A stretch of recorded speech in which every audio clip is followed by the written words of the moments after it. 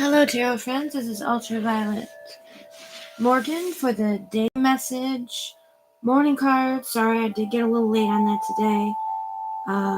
Also known as your daily divine. So, we're going to hop right into it. We have 3 cards to choose from. The Aqua Aura, the Sapphire, and the Rhodochrosite. Rhodochrosite, yes. Okay, and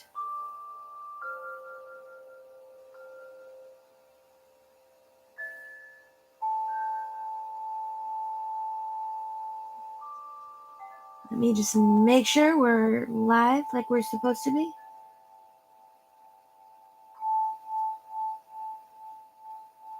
Okay, and we are. Good.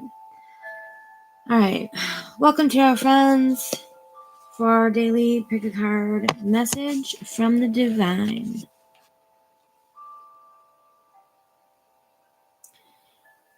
Real quick, I'm just going to tell you which cards we're going to be using, which is the same cards we have been using.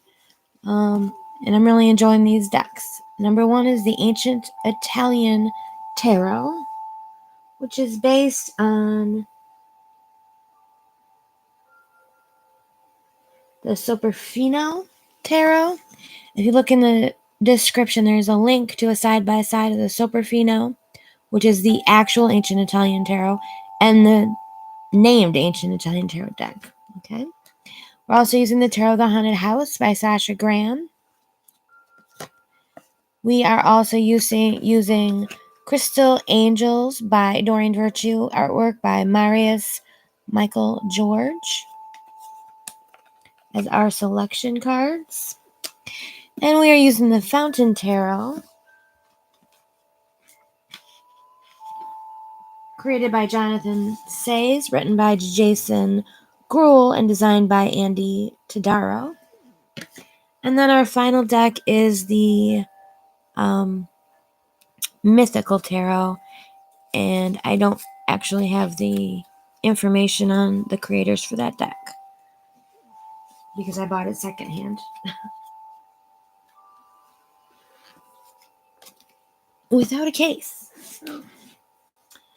All right, now, maybe I should have left those up there.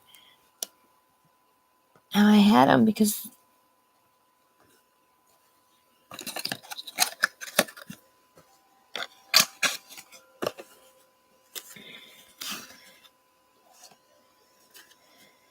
let's see, will this work?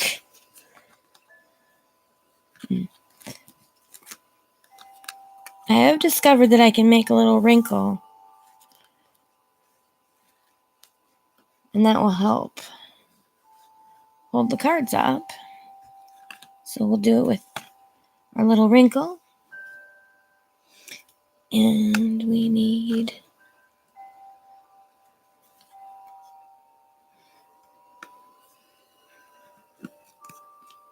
a little more height.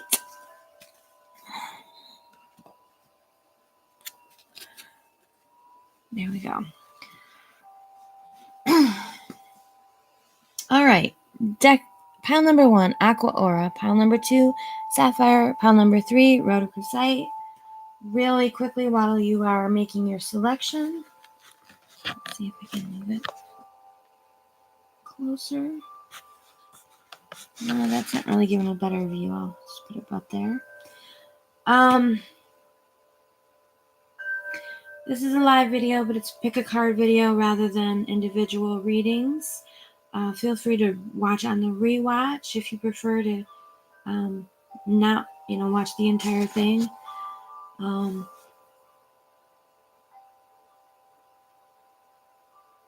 pretty sure I had something I wanted to say. Oh, I'm not gonna, you guys are free to talk in the comments. I'm not gonna pay attention to the comments. Just gonna do the reading. But I will look over them later. What else? Just that this is a daily message, meaning It is a message for you to think about for the day. It's not a message about the upcoming week, month, year, or any length of time. It's just a morning message, or any time of day that you'd like. I believe that it's best if you pick one pile for today, and if you feel called to more than one pile, just pick one pile today and come back on another day and watch one of the other piles. I've been doing these daily every day, but I may not always be able to. So there may be a day where there isn't a new one available, and you're welcome to just come back, select a different pile, even select the same pile if you feel you need to hear the same message, or if you don't remember that message anymore, that's fine. So, of course, if you enjoy this video, don't forget to hit the thumbs up. Go, right? Get cheesy about it. Hit the thumbs up.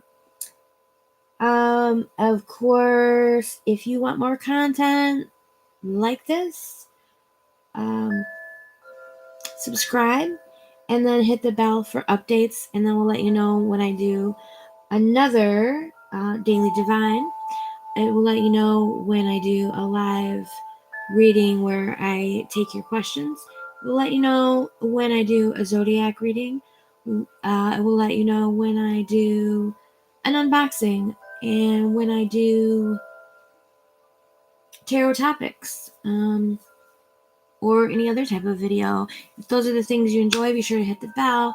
And again, with the thumbs up, I just want to point out, because I didn't know this, some people don't know this yet, the thumbs up really helps me, and it helps YouTube to know that you like me, and it helps me, show up more to other people and so forth. So, simple thing to do. It really does help the channel more than you probably know.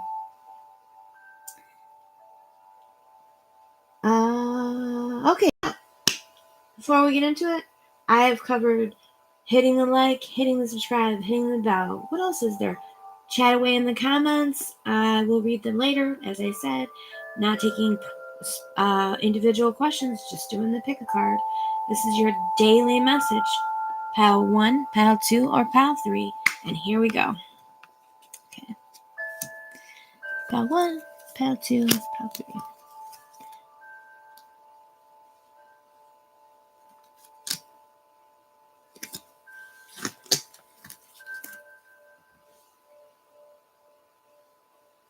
Starting with pile 1, we have the aqua quartz.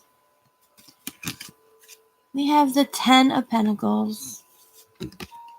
We have the Ace of Cups. We have the Knight of Swords.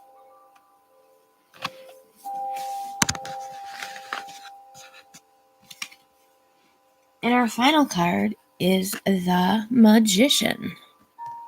Let's see if we can get them all to fit.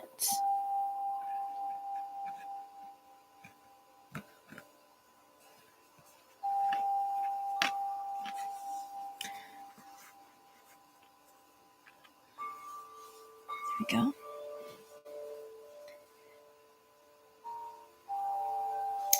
For my pile 1 group today, this message is about communication with your family, with your loved ones, and taking control of your personal power, your personal power to make your voice heard. Okay. The Aqua Aura speaks about healthy communications in relationships, heart-to-heart discussions, and clear, assertive communication help you understand and be understood.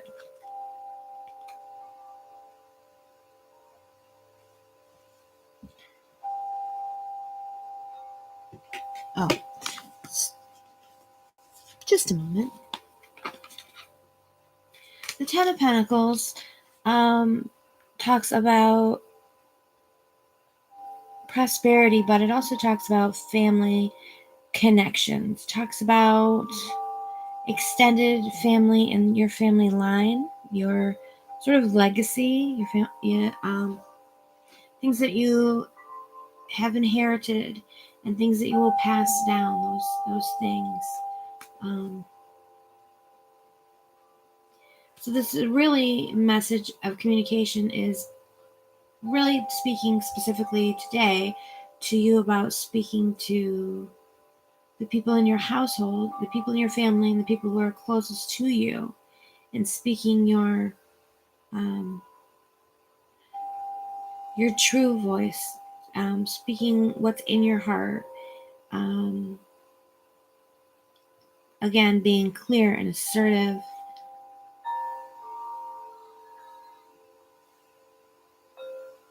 To those people. The Aqua Aura card is okay, so the Aqua Aura crystal is a gorgeous translucent turquoise crystal. Turquoise colored crystal. I don't think it's made of turquoise. It attains its lovely coloring when clear quartz is treated with the vapors of gold. Okay, so yeah, it's made of clear quartz. Aqua Aura makes a wonderful pendant worn over the throat to enhance speaking or singing skills. So really, we are talking about speaking up here, speaking up in a loving way, but into those who we love, and expressing our personal power and being assertive in a loving way, but being willing to maybe even stand up for someone else in the family who needs it. Just a moment.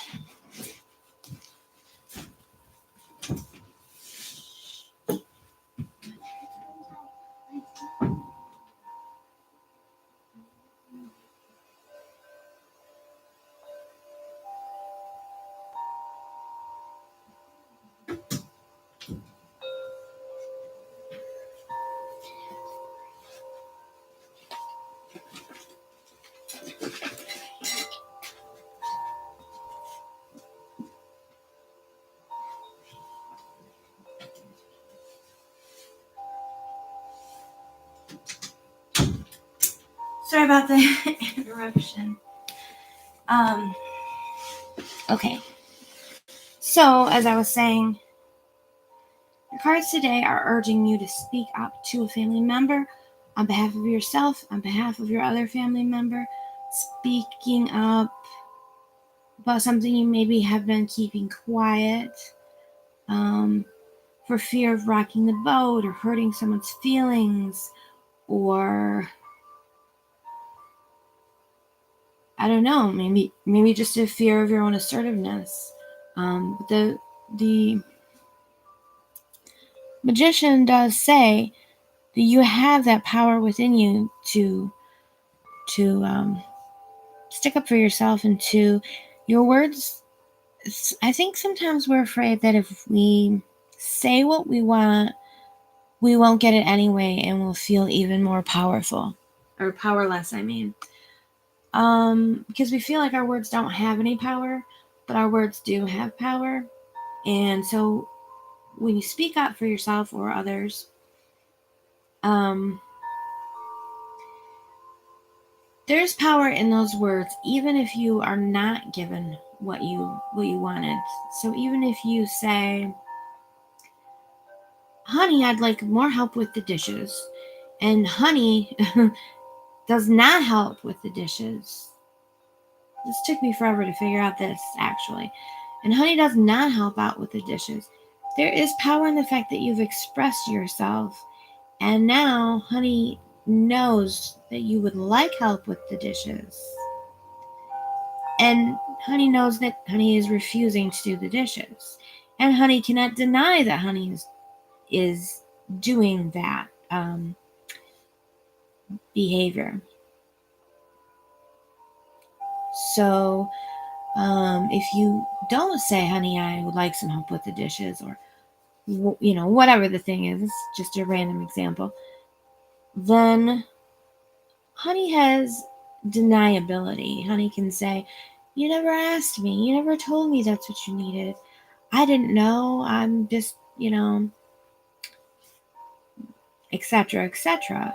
So, one thing, even if you don't get what you want, you do remove that deniability of other people around you to just walk all over you and pretend like they're not doing it or pretend that they don't know. So, there's always value in speaking up and being assertive, even though it doesn't always work out the way you hope it would. So today's message is really to look at your family and with love,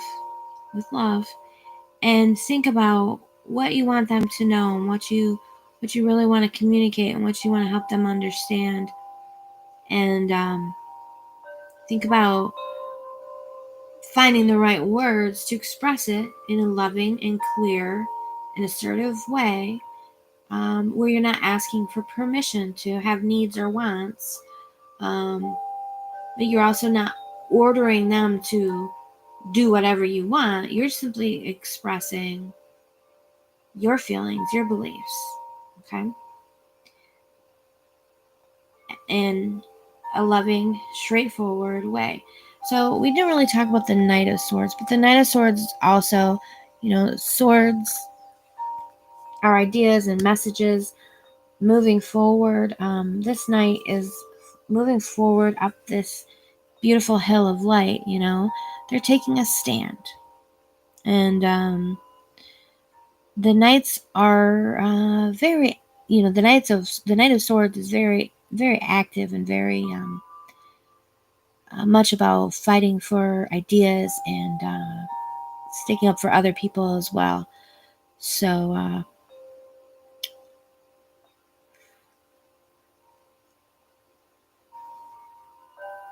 that's really what the knight's doing here. The knight is encouraging you to take up your sword of truth and charge up the hill and take your message to the people who need it. And don't just hide in the corner. No cowering in the corner, hoping people will be, nice to you or read your mind or give you the things you need or want or whatever. You gotta clear your throat and stand up tall and, arm yourself and go to the high point and stand up there and let yourself be heard. So that is the message for pile 1. Sorry about the long interruption in there. Let's see what the message for pile 2 is. Pile 2 selected a sapphire.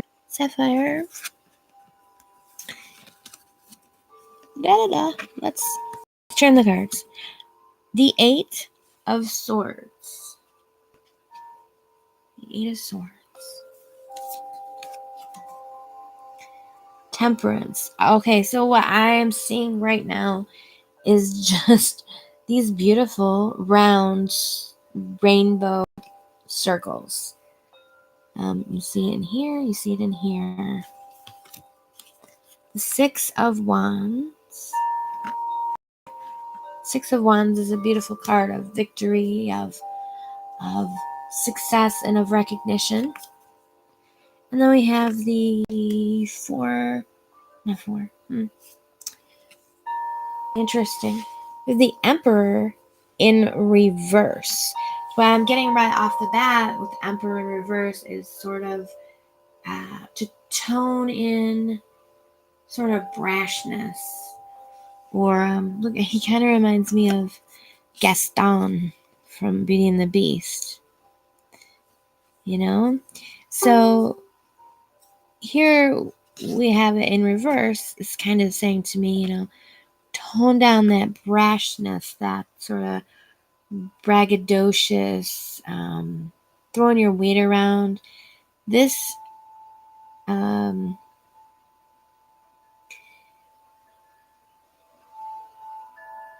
kind of, way of being that makes other people feel like they're less than you, or,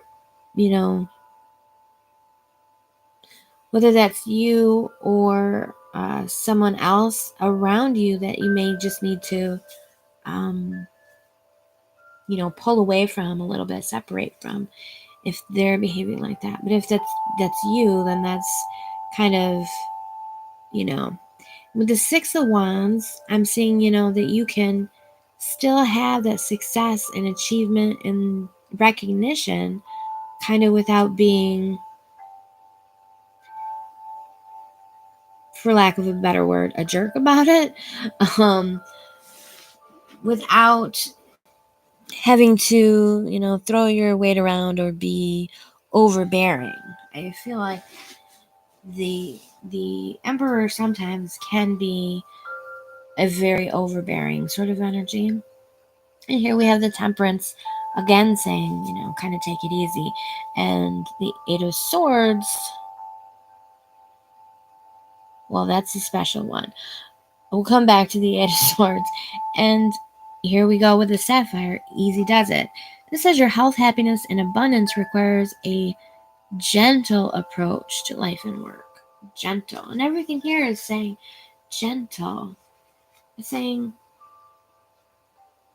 that gentleness will bring you the success that you want. It will bring you the recognition you want.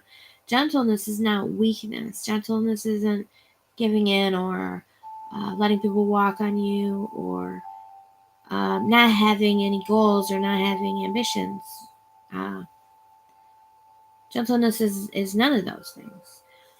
I just want to look at the sapphire description of the stone itself.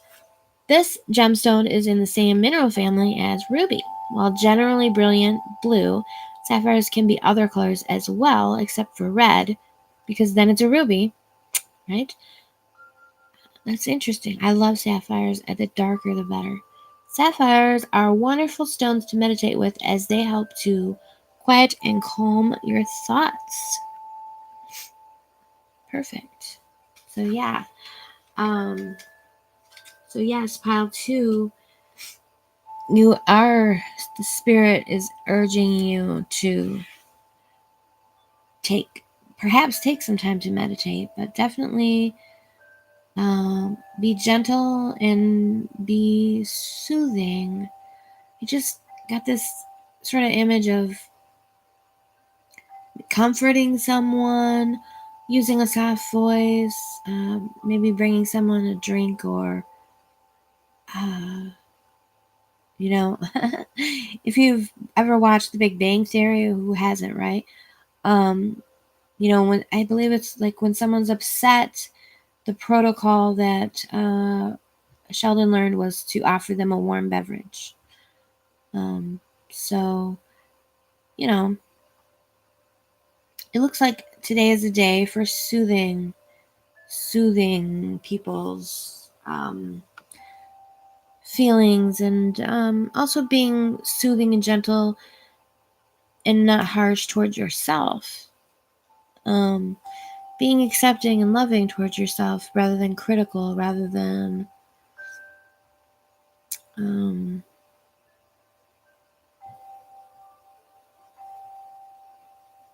harsh, rather than saying, on The Breakfast Club, Andy's dad, there's a part where he's enacting his dad just barking at him, and this voice is in his head. He's internalized it, you gotta win, you gotta be the best, you can't be a loser, you gotta push, all that kind of stuff. Today is not a day for that, is what Spirit is saying in this message. Today is just not a day for terrorizing yourself into success, into accomplishment. The Six of Wands is upright, saying you can accomplish your goals and your desired outcomes in a calm and gentle way.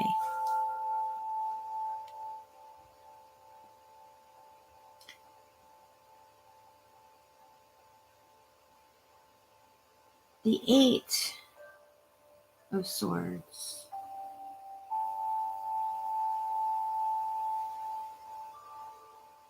Eight is a card of power and fortitude and success. It's also a card of, it's my birth number, or my life path number. 8 is a card of manifestation. And this deck is kind of, this reading, Spirit is saying,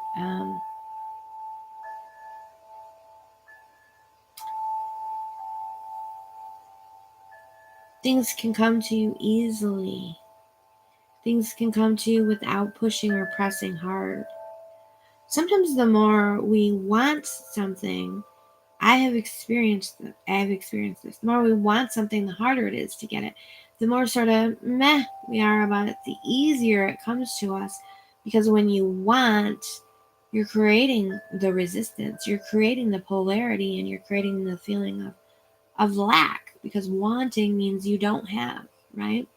One time I wrote down something like, I should get a planner. I hadn't been using a planner for a long time, and when I don't, it's not good. It's not great. Things just can't be in order for me, you know? But I fall off. I don't use it. And I was like, oh, I should get a planner. And I wrote it down, like a little reminder. Should probably get a planner or whatever. Same day or the very next day, I was visiting with my neighbor. Our kids were playing, and she walked up to me and she handed me a planner and said, here. And I was like, what's this? And she's like, it was a planner she had started to use and decided she didn't want. So it wasn't brand new. It wasn't even the beginning of the year. So, it wouldn't have been time for that. But she's like, I didn't want this anymore. I thought you might want it. And I was just like, weird. Like, who just walks up to you and just puts I'm like, thank you. Like, I was stunned. So she just gave me a planner, and I don't think I remembered until I went home and I was looking through my notes for the day before, and I had written down and just basically forgotten that I wanted to get a planner. And it just literally fell into my hand that day. So then later on, I also, a couple days later, weeks later, I don't know what it was, I was thinking I needed to get a little table for my son, and she also gave me a table. I didn't know she was giving away her table. It might, I don't know. It was weird. So the point is that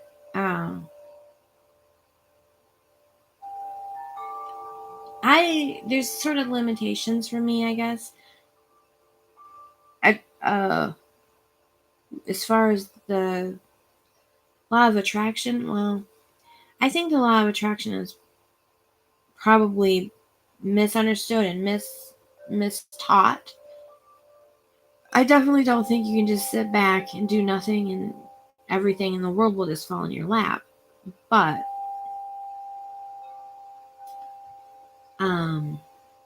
there are some truths to the law of attraction. I think people hear a little bit and then they stop and then they think that's all of it. But anyway, I'm not here to teach the law of attraction, but just to say that it does teach that that kind of loose hold, hold on loosely. Easy does it.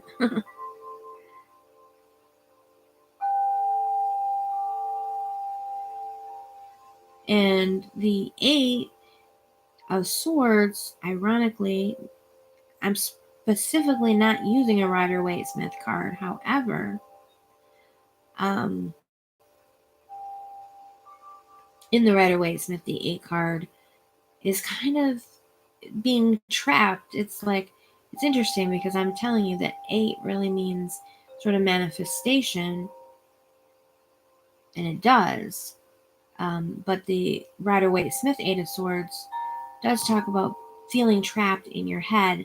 And it's kind of like the idea of to me, the image on the Rider-Waite-Smith is amplifying that idea of holding on too tightly, and the Marseille Eight of Swords is, is talking about, it's just simply talking about manifesting through ideas, which is what the sword sign is. And so the RWS is sort of manifesting a lot of negativity, a lot of entrapment by your thoughts. One of the reasons we like the Marseille is that it's more neutral. But it fits because it's like they're two sides of the same coin. And this reading is absolutely saying, it's talking about manifestation, but in the sense of not trying too hard, not being so grasping. Another thing, a little story we learned back in the school days, I think, was, putting your hand in a jar, let's say a cookie jar, to get out a cookie or whatever, to get out some candy, and the jar lid is narrow, right? So if you have your hand full in your fist, you can't pull out. You cannot get your hand out. So, you have to kind of let go and just take a small amount so your hand isn't balled up. And you can take them all out one at a time, very gently, with the temperance here, So that's the message for pile number 2. Easy does it. Easy does it. Thank you, pile 2.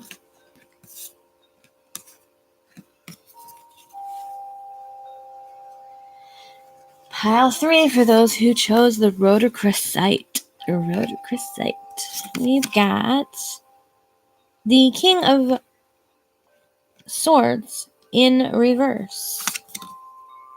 Interesting. The Star,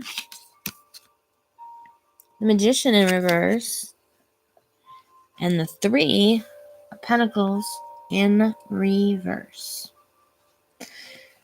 Rhodochrosite says, be gentle with yourself. And then the first card we turn over is the Harsh King in reverse. So he would be seeming to encourage us to be a little more gentle with ourselves. Let's see if I can. I don't know why, but my curl seems like it's far away from where I needed it to be. Rhodochrosite crystal is a beautiful rose-colored manganese mineral. It has a soothing, soft, and gentle energy. Okay, so yeah, it's red. The crystal is red. We show all this gold around it. The crystal's red. Rhodochrosite helps heal the heart of old emotional wounds and prepare you to love again, romantically and spiritually. So for those who chose pile 3, there may be some sadness or some heartbreaks, some type of breakup or loss emotionally that you've been going through. And the cards are saying to be gentle with yourself, and to, it's, says you've been I didn't read the bottom part. It's just what I just said. You've been going through a lot and need time to heal and recover. One of the healing and recovering cards is the Four of Swords, which we don't see here, but we do have the King of Swords, who, as I said, can be quite harsh, but here he's in reverse, so we're softening him up. Upright, his sword points up in the air, like he's ready for battle. He's ready to make judgments. He's ready to tell you the harsh truth. He's ready to give orders. He's ready to, be as sharp is necessary. Here in reverse, his sword is facing down. It's like, you put your sword in the ground and it's there, but you're not ready to attack, So the king is saying to us, put your weapons down, put your, sharpness down. Now it's time to just be gentle and not be, not the time for harsh words, not the time for harsh actions, not the time for judgments, okay? It's not the time to moralize or hold yourself or others, blameworthy. It's not time to blame people, including yourself, right? It's just time to take a break from all of those things, and look towards healing and recovery with a star and the hope of the star. To me, the star is just what it doesn't have, all cards have sort of simple and complex meanings, but the star is hope. The star is hope. And when you look at the progression of the Fool's Journey through the cards, or even just if you don't do it as the Fool's Journey, but you just look at the progression, you have the Judgment and then the Hanged Man. So you're judged and hung, and then you have the Death card. And then after that, you've got Temperance, and then you go to the Devil, and then you go through the shakeup of the Tower, right? You've been through all this, right? And now you're just sort of plunged down to the ground from the fire and everything, and it's dark and hopeless. I mean, this is a horror story right there. And then the star comes up. The star is hope. The star is what we make our wishes on.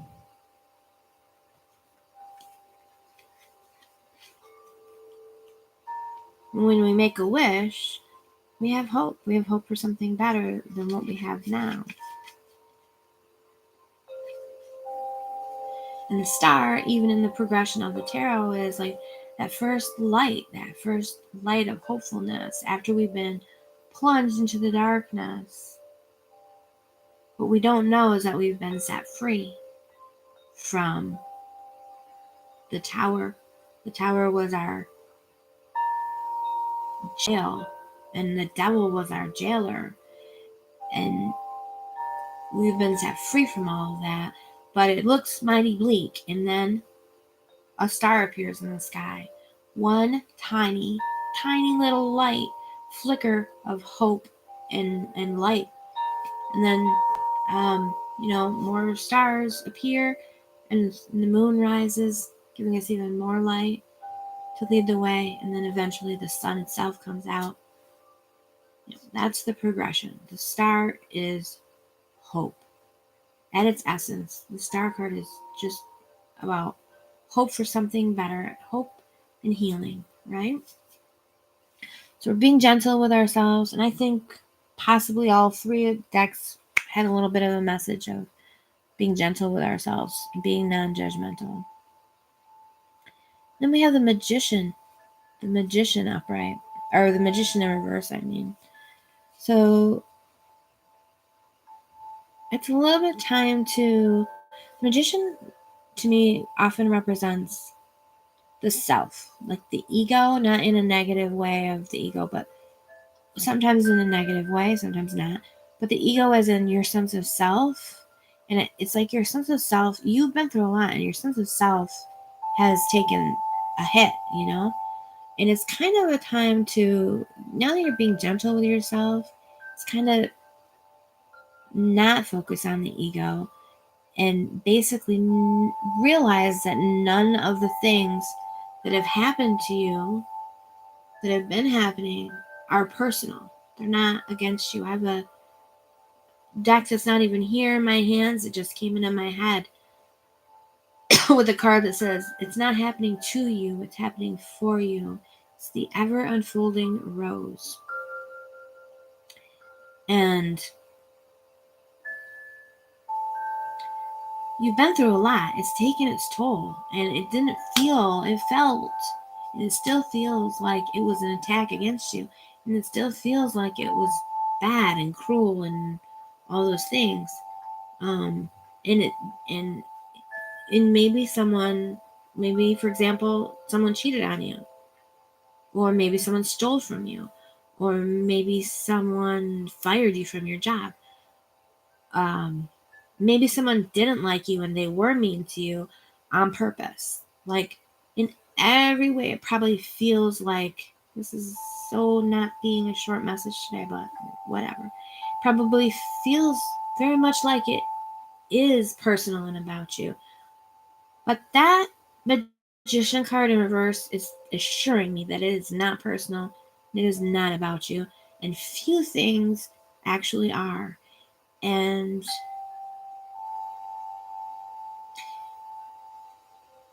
for example, someone cheated on you.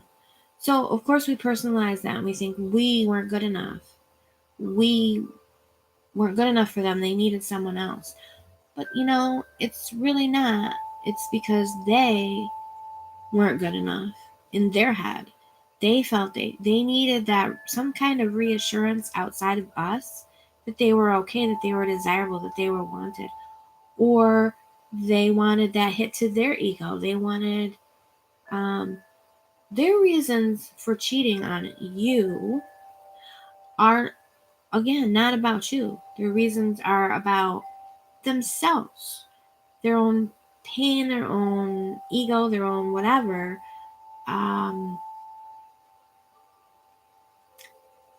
Their own psychodramas in their head, right?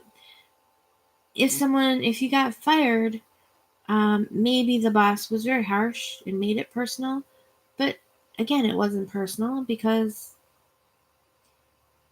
the boss most likely doesn't even know you really on a personal level. Maybe they personally don't like you and personally don't want you in the job, maybe.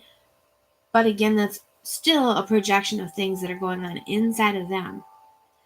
So the point is that all these things feel like the universe is just out to get you, and it's just kicking you, right? Part of healing is realizing it is not personal, but it is not about you. All of the things that are happening are part of a much bigger picture, and they're not centered on you. They're not centered on the individual of you.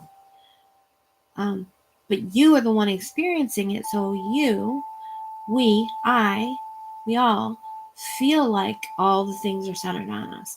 But it can really help our healing to get that sense of, like, I guess they might call it egolessness or whatever, but the realization that all these things are not happening because of you. They're happening, you're experiencing them, but they're not happening as a personal attack against you. And a lot of times, in the big picture, they're actually for your benefit. Earlier I mentioned the star comes out after the tower, right? And you fall from the... Does that seem like the universe kicking you in the gut or what? You're in a tower. You're in the top of a tower. It gets struck by lightning. It catches on fire. The top explodes. You fall out. No way are you tumbling down thinking this is for the best, right? No way. But again, back up and you realize that you were trapped in that tower. That tower was a prison. So you have, this situation that really didn't have anything to do with you except that it was happening to you, occurred for your benefit. And not to take that personally and be egoistic with that either, but just to realize that all the things that you've been through as bad as they seem, and this is not to be spiritual bypassing either. It's not to say that, you shouldn't take your time to grieve, or that you should, just be like everything happens for the best or whatever. None of that. Just that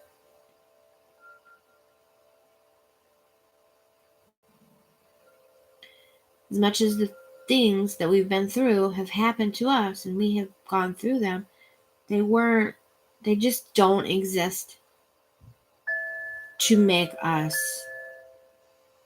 have a bad life. Good and bad things will always happen, or things that we perceive as good and bad will always happen, will always constantly change. So removing our sense of, why me, that why me kind of feeling can help. I mean, in the beginning, I think there's a time where why me can help us process our grief, but there's a time where we have to say, why not me? These bad things happen to everyone, good things happen to everyone. Good things do happen to everyone. Not everyone recognizes them, but they do, uh, so just, that's kind of part of the process, is depersonalizing all the bad things that have happened to us, and realizing all the other people who did shitty things to us had their own shit going on in their head, their own psychodramas, all the, natural events that happen, the storms and the tornadoes and thunder and flooding and whatever, clearly was not God punishing us for anything. It's just a thing that happened, and we just happened to sort of be there, So,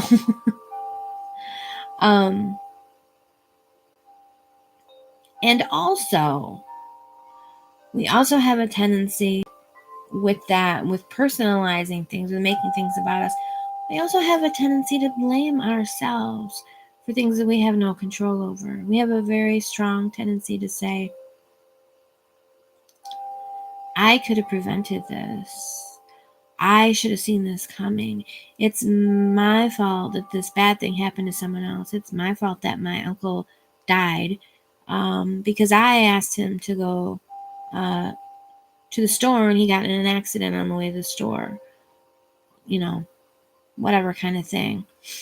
So part of taking our egos out of it is also challenging an idea that we should have or could have or would have done something different and better to make it different, because even if we could, and we probably couldn't have, we tend to make ourselves a little bigger in our memories, a little more capable of seeing the future and preventing bad things than we actually are.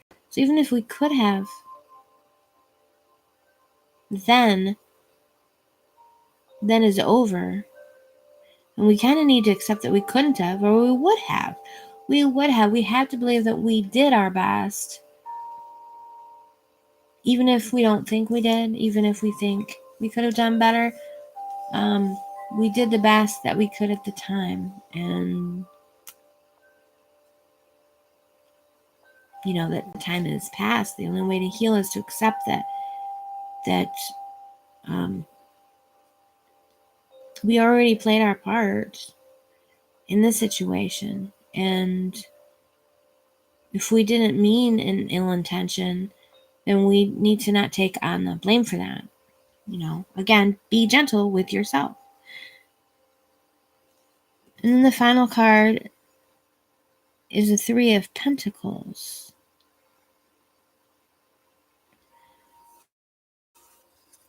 This is the Haunted House Tarot. And we have three people together, but the third person, or the one person, is on the floor and she's holding her wrist. And there's a person in the middle, and this woman actually looks like she's she looks kind of smug and not super nice, like when you look at her closely, her face looks really smug, like she's happy that this other girl's fallen on the ground, which is kind of, a departure from the Three of Pentacles, mainly having to do with working together on a project.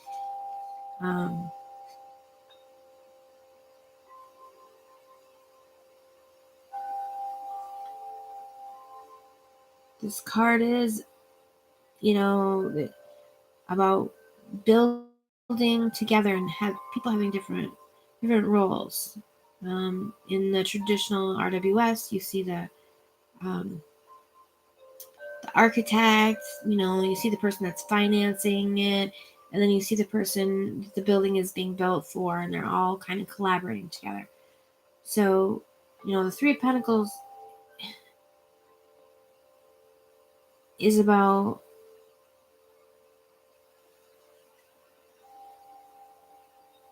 this sort of collaboration and working together, but this specific card is just a little strange to me.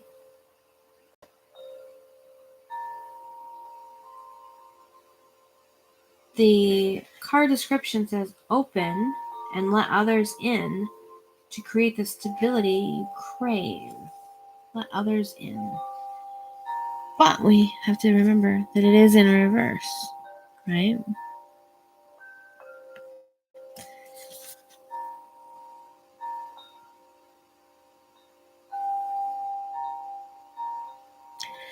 So, I don't know. It feels like maybe he's found her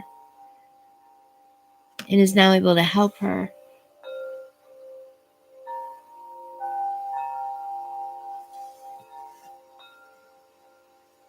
And I'm just not really sure about why this person is so smug. I feel like, with all the talk with the Magician and the ego, this particular three here in reverse isn't necessarily talking about people outside of yourself, but, your id, ego, and super ego kind of, your own internal processes working together. But with it in reverse, we have this triangle pointing down. I'm going to get super esoteric here because this is what's in my head, is where we talk about the pentagram when it's pointing down, having to do with I totally had it and it just kind of decided to leave my head.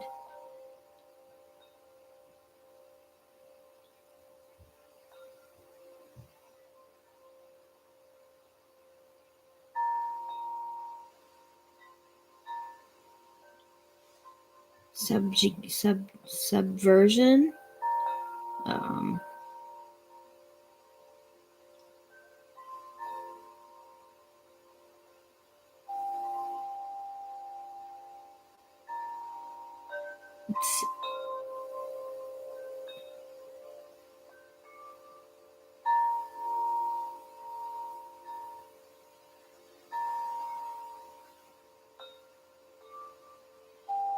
I guess like subversion. So we're really talking about the top pentacle being ego and the subversion of the ego and the sense of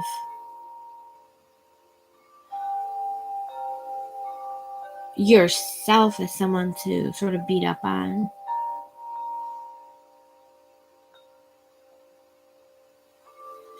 So I really feel like this pile of messages, this pile is talking to people who've been beating up on themselves a lot.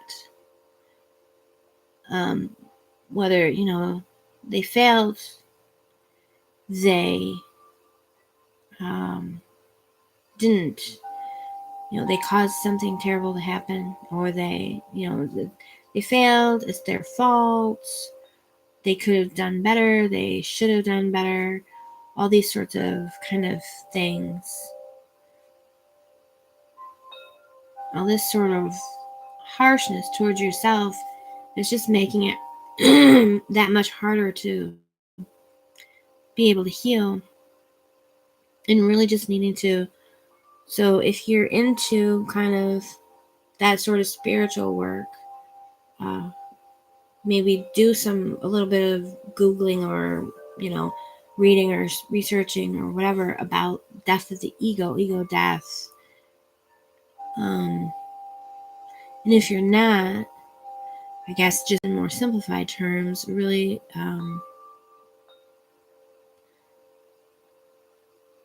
the simple message is be gentle and stop beating yourself up, blaming yourself, and taking on such a huge burden.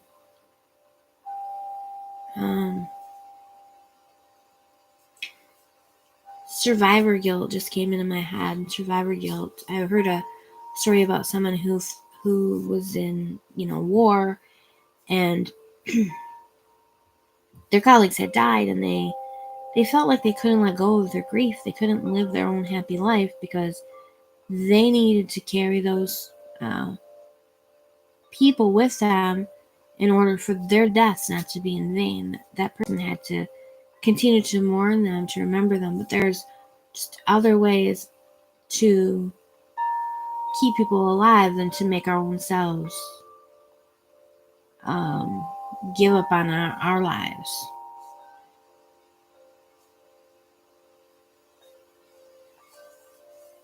So the magician, again,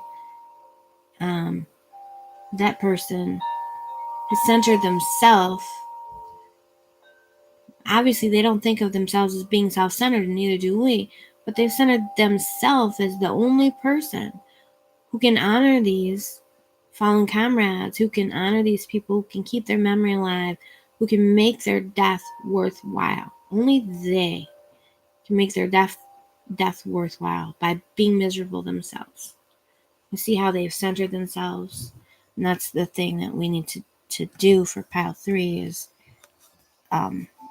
decenter ourselves and become a part of rather than the center of, in order to heal. So thank you. That was really, super long. Maybe some of you like really super long messages. Who wouldn't? So for my pile 1, 2, and 3, be sure to like and subscribe and hit the bell. And until next time, be well.